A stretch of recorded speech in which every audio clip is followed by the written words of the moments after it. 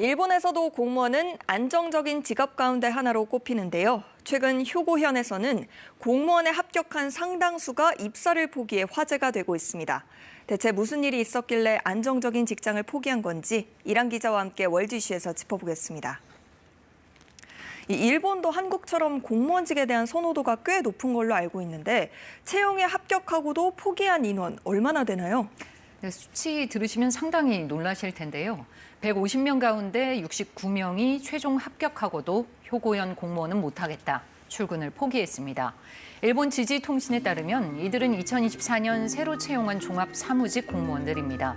150명 중에 69명이 포기했으니까 포기율이 46% 정도가 되는데요. 사실상 2명 중 1명은 효고현 공무원이 되길 포기한 겁니다. 그런데 채용 포기가 유독 이번에 두드러졌어요. 전년도 채용 포기율은 25.5%였습니다. 지난해는 채용 방식이 일부 변경돼서 단순 비교는 어렵지만 무려 포기율이 20%포인트 이상 급등했습니다. 이번 채용은 예년보다 선발 절차가 앞당겨 진행됐는데요.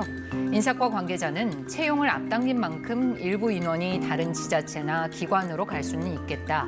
이렇게 예상을 했다고는 합니다. 하지만 예상을 뛰어넘는 대규모 이탈의 원인을 놓고는 확실하게 알 수 없다는 입장을 밝혔습니다. 네, 어렵게 합격을 해놓고 입사 전에 포기를 했다면 분명 이유가 있을 것 같거든요.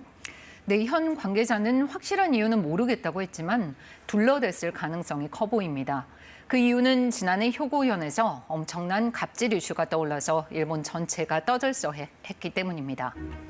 논란의 중심에 섰던 사람, 바로 47살 사이토 모토이코 지사인데요.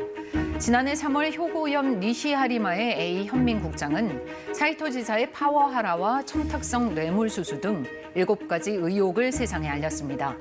파워하라는 영어의 파워와 허레스먼트를 조합한 말로 권력을 이용한 괴롭힘, 이른바 갑질을 뜻하는데요. A 국장은 이 고발 문서를 일부 언론사와 현 의회에 익명으로 배포했습니다. 고발 문서에는 출장지에서 20m 앞에서 관용차에서 내려 걷게 한 것에 불만을 품고 직원들에게 고함을 질렀다는 등 구체적인 내용이 담겨 있었습니다. 그런데 사이토 지사, 사과 대신 제보자 색출에 나섭니다.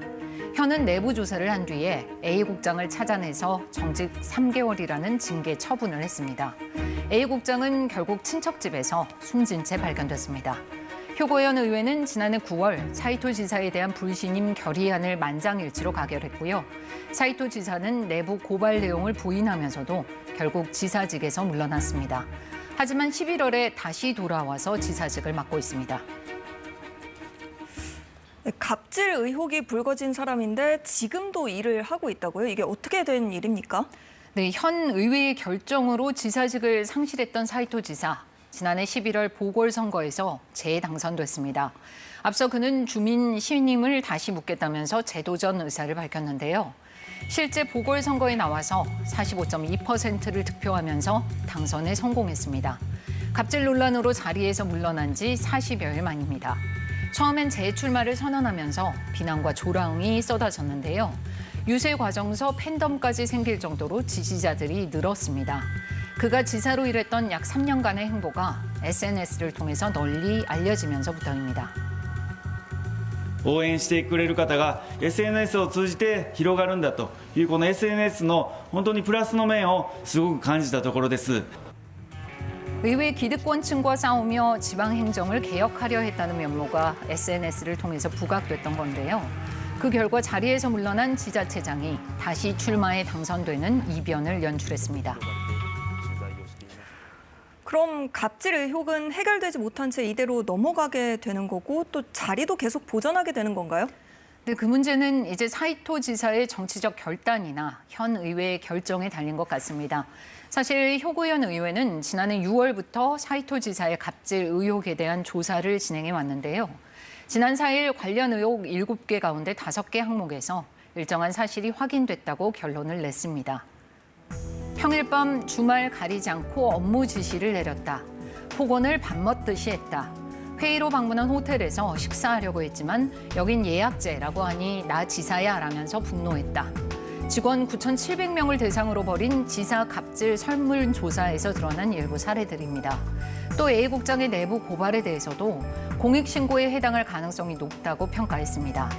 그동안 사이토 지사가 내부 고발에 대해서 진정성도 없고 비방 성격이 강하다면서 부인해온 걸 모두 기각한 겁니다. 문제는 이 의회의 조사 보고서는 법적 구속력이 없다는 점인데요. 사이토 지사가 보고서 내용을 무겁게 받아들이고 정치적 책임을 다하라고 일부서 압력을 넣고 있지만 이를 받아들일 가능성 거의 없어 보입니다. 네, 월드시 이랑 기자와 함께했습니다. 잘 들었습니다.